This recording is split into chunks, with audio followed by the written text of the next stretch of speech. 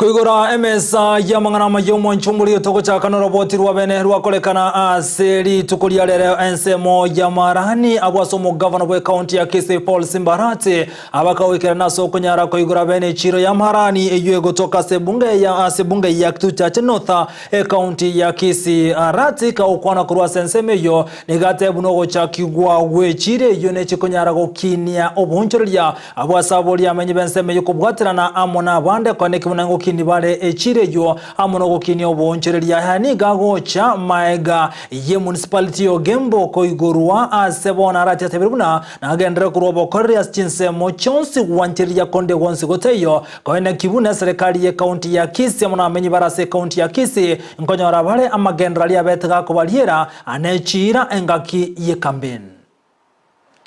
I'm happy to preside over the groundbreaking ceremony for Vegetable Aggregation and Marketing Center here at Marani in Kisii North. But first, I wish to thank the National Agricultural and Rural Inclusive Growth Project, NAG, the Government of Kenya and the World Bank for the support in initiating this market.